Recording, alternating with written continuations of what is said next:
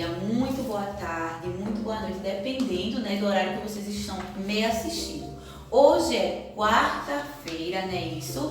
Dia 3 de maio. Então, hoje nós temos uma aulinha muito legal, muito interessante, tá? Porque hoje é aula de ciências, ok? Então, sintam-se abraçados por mim, né? Como eu falei no vídeo de ontem, que está com muitas saudades de vocês, das nossas trocas de experiências, né? Isso.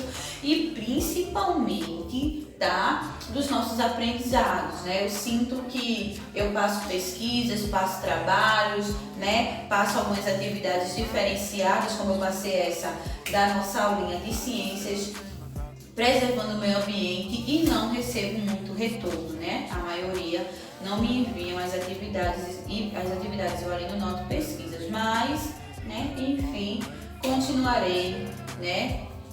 Seguindo o meu planejamento, certo? De aula. Então, hoje, né, dia 3 de maio, aulinha de ciências, nós estamos vivenciando a Semana do Meio Ambiente, minha gente. É isso aí. Então, vocês já se perguntaram, né, sobre a importância de preservar o meio ambiente? Como eu posso começar preservando, né, o meio ambiente? Olha o meu papel de cidadão, olha aqui um assunto que a gente trabalha, se mistura com o outro, né? Estudamos português, né, sobre o que é ser um cidadão. Estudamos muito também em ética, moral e cidadania, o que é ser um cidadão planetário. E agora nós estamos estudando em ciências, né? Qual é a importância, né, de preservar o meio ambiente? Qual é o meu papel como cidadão de preservar o meio ambiente? O que é que eu posso fazer? Às vezes um gesto simples, né, que nós temos, né, que nós tomamos, já é um ato muito importante de preservação ao meio ambiente. Por exemplo, jogar o lixo no seu lugar adequado. Né? Às vezes a gente pensa que é uma coisa tão simples, né? Que é uma coisa tão normal, mas não imaginamos que estamos fazendo, né, um grande ato, né? Porque muitas pessoas, né, jogam o lixo na rua, no chão. Então, essa preservação, né, do nosso ambiente, de mantê-lo limpo, de manter reciclado, é muito importante. Por isso que Tia sempre aperta ali naquela mesma teclinha, da gente sempre manter a nossa salinha limpa. Lembram que quando Tia sempre pede para vocês jogarem o lixinho lá na lixeira? Por quê? Porque nós devemos começar, né, com essa educação em relação à limpeza do nosso ambiente, principalmente o ambiente em que vivemos, né? O ambiente em que passamos mais tempos, que seria na escola, que seria em casa, né? Então, eu limpando o ambiente em que eu vivo, eu vou manter limpo qualquer ambiente que eu estiver. Então, essa educação, né? Essa reeducação, na verdade, de manter o ambiente limpo, né? Já é uma forma de preservar o nosso ambiente. Certo? E Tia hoje trouxe para vocês um assunto muito importante que também ajuda a preservar o meio ambiente, que é a reciclagem, tá? Vai aparecer aqui essa palavrinha muito importante. Você já ouviu falar o que é reciclagem? Bom, hoje nós vamos saber, né, entender um pouquinho o que seria a reciclagem para o meio ambiente. Começando com o que seria com as nossas latas de lixo, né, gente? A reciclagem é um dos assuntos mais explorados na atualidade, né? É muito importante reciclar. Apesar disso, muitas pessoas ainda não sabem exatamente o que ela é e como funciona, qual é a sua importância para o meio ambiente. Se esse for o caso, né, de muitos não terem a noção do que reciclar, como reciclar, né? Tia vai explicar para vocês agora, e vocês vão poder explicar para os pais, para os avós, para os tios, né? Então vamos lá, vamos ter essa troca de experiência.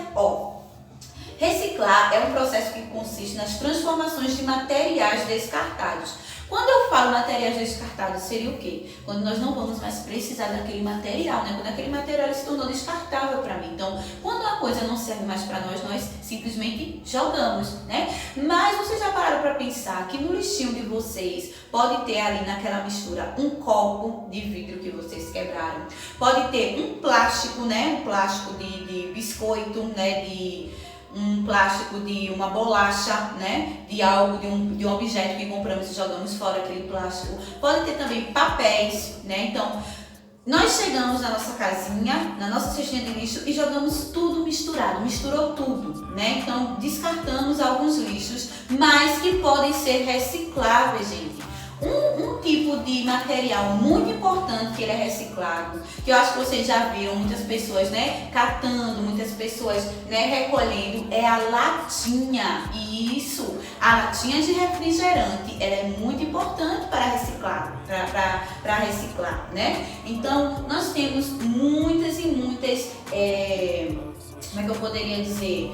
Muitos exemplos de lixo, né, que nós descartamos pensando que não serve para mais nada, mas que para a reciclagem ela é muito importante. Ela pode ser, né, refeita, entendeu? Nós temos também o lixo orgânico, né? Muitas comidas que nós jogamos, pensamos que não serve para muita coisa, mas ainda tem como utilizá-la. Um exemplo muito importante de lixo orgânico da nossa comida são as cascas, né? As cascas de banana, as cascas de alguns legumes, né? Ela é utilizada e servida como o lixo orgânico. O lixo orgânico é a separação da comida, né? Então, muita gente usa o lixo orgânico para quê? Para plantações, né? Elas podem ser reutilizadas como adubos, né? Então, gente, nós temos aí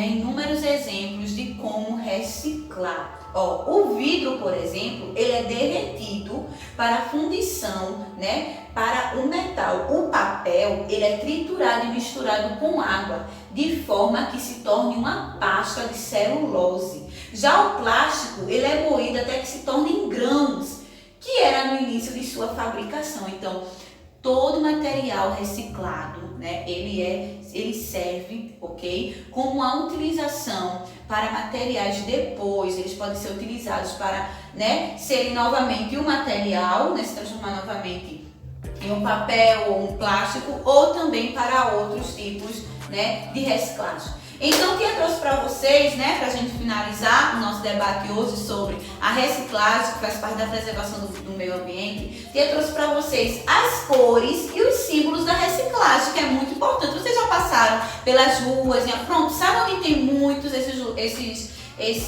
essas cores e os símbolos da reciclagem? No shopping, né? Quem já foi no shopping? Eu acho que muitos dos meus alunos que estão já foram ao shopping. Então, no shopping, né, eles têm lá como é que eu poderia dizer? As latas, né, dos lixos com as cores, né, para o material adequado. Então, aqui eu vou dizer para vocês agora, né, a corzinha, né, e onde nós iremos colocar, né, o material de cada corzinha da lata de lixo. Ó, o azul é o papel, tá? Então, quando vocês virem, né, as latas recicláveis lá em algum local, o azul é para colocarmos os papéis, tá? Na corzinha azul, na latinha de lixo azul, vai o papel. O vermelho é o plástico. Isso, o vermelho é o plástico. Como assim plástico, gente? Né? As garrafinhas de plástico nós pegamos, garrafinhas de água, de refrigerante, nós colocamos neste lugar, no vermelho, no plástico. O verde é o vidro. Isso, nós colocamos o vidro, né, na latinha verde. O amarelo é o metal.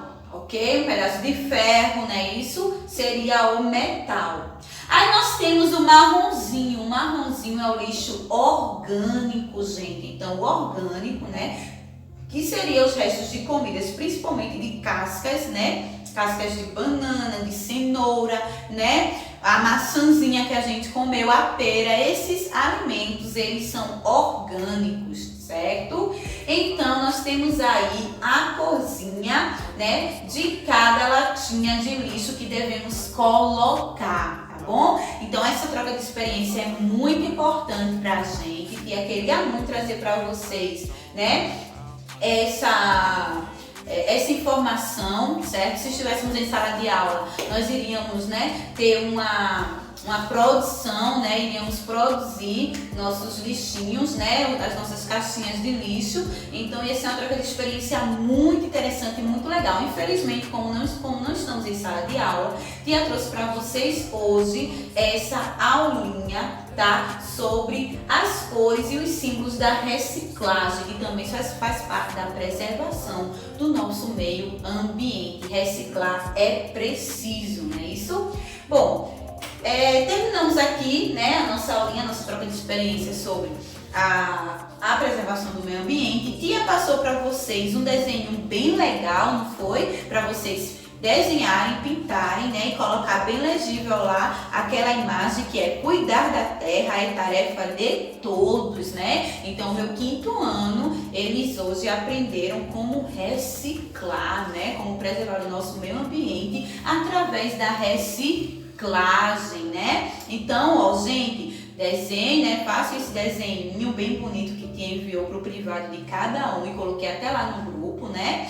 Então façam esse desenho e coloquem bem legível, bem bonito, em letras grandes, principalmente de forma essa frase: cuidar da terra é tarefa de todos, e me enviem uma fotinha. Vocês estão bem lindos, né? Meu 5º ano são lindos, meus alunos são lindos. Então enviem para mim uma fotinha bem linda segurando o desenho com essa frase bem bonita, né? Porque nós somos alunos conscientes, né? Que preservamos o nosso meio ambiente, ok? Bom, seguindo mais adiante, nós vamos dar início à nossa aulinha de ciências. A aulinha hoje vai ser um pouco extensa, né? Porque nós tivemos 2 assuntinhos, né, para tratar, que seria a nossa aulinha de ciências e sobre a nossa preservação ao meio ambiente. Tia vai ser bem breve nas explicações, tá bom? Peguem aí o livrinho de ciências hoje, na páginazinha 34, livro de ciências, página 34, as camadas da Terra, ok? As camadas da Terra, gente, muito bom esse assunto, um assunto muito interessante, tá bom? Ó, temos aqui para vocês observarem a imagem na página 34 no livro de ciências. Vamos tentar entender como seriam as camadas da Terra e por que alguns fenômenos da natureza, né? A partir do entendimento do que seria a camada da Terra, nós vamos entender o porquê de alguns fenômenos acontecerem. Ó, o porquê do terremoto, né? Isso, o porquê também dos vulcões, o porquê dos maremotos, o porquê, como é que acontece tudo isso, né? Nós vamos tentar entender agora o que é que acontece para ter esses fenômenos da natureza, né? Em muitos países nós temos, acontecem muitos terremotos, tem vulcões, né? Acontece também maremotos, né? Então vamos tentar entender o porquê de tudo isso. Ó, eles mandam vocês observarem essa imagenzinha de um vulcão em erupção. Aí eles perguntam: que material está sendo expelido pelo vulcão? O fogo, né, gente? E do que ele é formado? Ó, muito interessante o porquê que o vulcão é formado. Nós vamos entender essa explicaçãozinha mais adiante. Onde fica armazenado o magma que sai dos vulcões? Vamos tentar entender onde fica armazenado o magma que sai dos vulcões? Ó, a Terra ela é formada por 3 camadas distintas. Vejam aí no livro, nós temos a crosta terrestre, nós temos o núcleo e nós temos o manto. A crosta nós já vimos que é logo em cima, né? A camada mais rasa da Terra. O núcleo, ele é no meio, né? E nós temos o manto, que já é lá no finalzinho da nossa Terra, né? Aí diz assim que a crosta terrestre, ela é a camada mais externa da Terra, tá? Ela compreende desde as mais altas montanhas até os locais mais profundos dos oceanos, é a crosta terrestre. Como as forças submarinas que superam a 10 km de profundidade. Com o passar do tempo, a crosta terrestre vem se modificando na sua forma e composição devido a fenômenos naturais. Então, quando acontecem fenômenos naturais, as crostas terrestres elas são modificadas, né? Quando acontece um vulcão, aquela terra ela não passa a ser a mesma, né? Ela já tem uma certa mudança, ok? Quando acontece um maremoto, né? Aquela terra ela passa a não ser mais a mesma, ela acontece uma mudança, né? Isso. Então, gente, a crosta terrestre ela é modificada, ok? Aí nós partimos para o manto, né? Abaixo da crosta terrestre, a Terra representa um manto, camada composta por vários tipos de rocha, que devido às altas temperaturas encontra-se em estágio pastoso chamado de magma. Então, é a partir, ó, gente, é a partir, né, do manto certo? Que chamado de magma, né? De um material pastoso, estado pastoso, que se forma o vulcão. Então nós temos aí, tiramos a nossa dúvida, né? É no manto, né? Isso. Aliás, o núcleo partindo do manto que forma o magma que traz o vulcão à erupção. Veja que interessante, né? Aí, por fim, encontra-se o núcleo, que é a região mais profunda e central da Terra e é composto de elementos como ferro e níquel. Descendo mais embaixo, nós vamos entender o que seriam as placas tectônicas. Vocês se perguntaram, acho que vocês já ouviram falar desse nome, né? Em alguns filmes, em muitos filmes de vulcões em erupção, né? Muitos filmes de maremotos, né? Eles tocam muito nesses assuntos da placa tectônica. Vamos tentar entender um pouquinho. A crosta terrestre é constituída por grandes blocos sólidos que sustentam os continentes e os oceanos, dominados de placas tectônicas. As placas tectônicas são porções da crosta terrestre que se movimentam e interagem entre si, suspensas sobre o magma que constitui o manto. Então, a placa tectônica é ela que avisa, né, quando algum fenômeno vai acontecer. Quando essa placa tectônica ela se dilata, né, é porque algo vai acontecer um terremoto, vai acontecer um vulcão vai entrar em erupção, né, isso vai acontecer um maremoto. Então, é a parte da placa tectônica, né, quando ela se dilata, que avisa que algo está para acontecer no mundo, né, algum fenômeno, né, natural. O planeta atualmente tem cerca de 12 placas tectônicas principais e algumas outras placas menores. Os geólogos estudam as transformações que já ocorrem e fazem previsões de atividades que podem acontecer. Então, a placa tectônica ela ajuda muito, né, os geólogos a entender o que pode acontecer daqui a algum tempo, né? Um vulcão pode entrar em erupção daqui a alguns anos, né? Um maremoto pode chegar, pode, né, cobrir, né, de água. O mar pode, né, chegar a subir, a levar, né, uma ilha, né, daqui a alguns anos. Então, é muito importante, né, essa questão do acompanhamento das placas tectônicas, certo, gente? Aqui, seguindo mais adiante, na página 35, está dizendo o que causa os terremotos. Olha só que assunto interessante. Vamos tentar entender o que seria, né, o que causa os terremotos. Aqui no nosso país, graças a Deus, nós não temos muito esses problemas em relação a terremotos, mas tem países, né, que chegam realmente a derrubar prédios, né, a derrubar, né, praticamente uma cidade por conta dos terremotos. Aqui está dizendo o quê? Os terremotos ou abalos sísmicos são tremores bruscos e passageiros que acontecem na superfície da Terra. Em sua maioria são causados por choque subterrâneo das placas tectônicas. Olha aí, como eu falei para vocês, né? Quando acontece das placas tectônicas se dilatarem, né, é porque algo vai acontecer, né? Algo em relação ao nosso fenômeno da natureza vai acontecer, né? Tais fenômenos se dão quando as placas tectônicas deslizam, né? Se chocam, né? Afastam-se uma das outras. Esse fenômeno faz o solo tremer e pode deslocar grandes massas da terra e de água. Aí aqui na imagem, veja aí no livro de vocês na página 35, tem uma imagem mostrando um prédio destruído após terremoto na cidade do Chile, né? No país, né? Isso no país do Chile, ocorrido no ano de 2010, certo? Aí nós temos aqui, no Brasil também ocorreu abalos sísmicos. Um dos mais famosos já documentados aconteceu na cidade de João Câmara, no Rio Grande do Norte. Em 1986, o terremoto chegou a atingir 5 graus na escala Richter. O tremor fez parte da população abandonar a cidade e milhares de casas precisaram ser reconstruídas porque suas estruturas foram danificadas. Vamos entender o que seria a escala Richter? A escala criada para medir a intensidade de um terremoto, né? A intensidade, se o terremoto vai ser, né, de uma forma moderada ou de uma forma, né, mais elevada. Quanto mais alto o valor na escala, maior será a energia liberada pelo tremor e, consequentemente, maior será a sua capacidade de destruição. Veja que interessante. Partindo para o outro lado, nós temos o vulcanismo. Gente, o vulcanismo é muito importante para a gente entender o que acontece com os vulcões, o porquê, né? Assim como os terremotos, as erupções vulcânicas também são provocadas pela movimentação das placas tectônicas. Esse fenômeno ocorre principalmente quando duas placas se chocam. A mesma coisa que acontece com os terremotos em relação às placas tectônicas. Também tem a relação, né, dos vulcões em relação às placas tectônicas.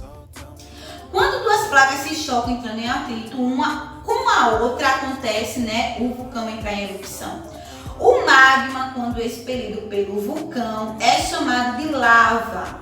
Junto com ela são lançados gases tóxicos, nuvens de poeiras e rochas que causam grandes modificações no meio ambiente, alcançando vários quilômetros. Vejam aí a imagem de como acontece um vulcão. Os vulcões podem ter uma cratera principal e outras aberturas secundárias por onde a lava também é expelida. Expelida é quando a lava sai, né? Ao entrar em erupção, um vulcão pode causar uma catástrofe natural. A lava aquece as águas dos rios, lagos e mares ao redor, provocando a morte de seres que neles vivem. Então, o vulcão ele causa um desastre natural, né, muito grande, gente. Por quê? Porque a sua lava muito quente, né, pode acontecer de matar muitos seres vivos, né, nos rios, né, isso, muitas plantas, ok? Então acontece um desastre natural muito grande que pode chegar a acabar com vegetais e animais que habitam na região, ok? Então, nós temos aqui a página 36 e 35 explicando, né, os fenômenos que acontecem na nossa crosta terrestre. Atividade na página 36. Primeiro quesito. Identifiquem na imagem as camadas da Terra. Gente, muito fácil. Nós temos aqui, né, na páginazinha 34, logo em cima, a crosta terrestre, no meio o núcleo e embaixo o manto. Então, coloquem aí no primeiro quesito, certo? O nome da crosta, né? De cada nomezinho das camadas da Terra. Segundo, comente se a frase abaixo é verdadeira ou falsa, justificando sua resposta. Aqui está dizendo, no segundo quesito, para a gente identificar se é verdadeira ou falsa essa frase. Na frase diz assim: as partes mais profundas dos oceanos pertencem à camada do manto, pois estão abaixo da superfície. Essa frase, ela é verdadeira ou ela é falsa no quinto ano? Como podemos colocar aí no segundo quesito essa questão? Gente, ela é verdadeira, tá? Pois, o que nós podemos colocar aí? Nós vamos colocar que ela é verdadeira, mas temos que dar uma justificativa. Qual seria a justificativa desse segundo? Vamos colocar verdadeira, ponto. Vamos dar início à justificativa. Pois é a maior entre as camadas da Terra, com cerca de 83% do volume do planeta. Então é por conta disso, tá, que as partes mais profundas dos oceanos pertencem à camada do manto, né? Porque, é a maior entre as camadas da Terra, com cerca de 83% do volume do planeta. Temos essa justificativa como resposta, ok?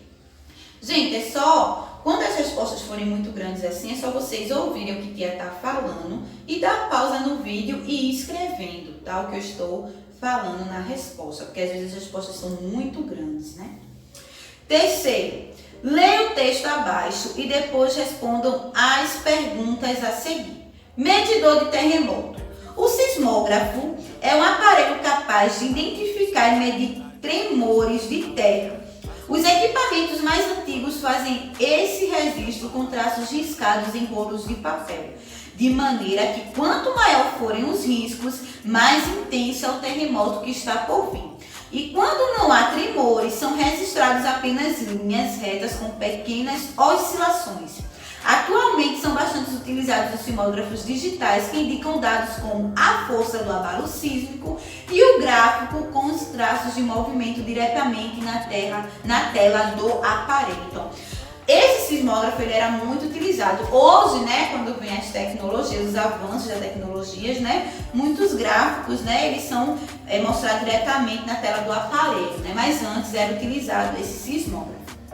Aí aqui na letra A, ele está dizendo assim: de acordo com o texto, que conclusão se pode retirar sobre as linhas registradas pelo sismógrafo da imagem acima? Gente, aqui no terceiro na letra A, a gente pode colocar assim, ó. De acordo com a imagem do sismógrafo do livro, no momento não há indícios de terremotos. Por quê? Porque aqui no texto ele diz que quanto maior for registrada as linhas, né, maior vai ser o abalo sísmico. Mas aqui, ó, nesse sismógrafo aqui do livro da imagem, aí no terceiro quesito, não está mostrando, né, grandes traços, né? Então, está dizendo que aqui na imagem do livro está mostrando o quê? Que não há, no momento, não há indícios de terremoto, né? Letra B.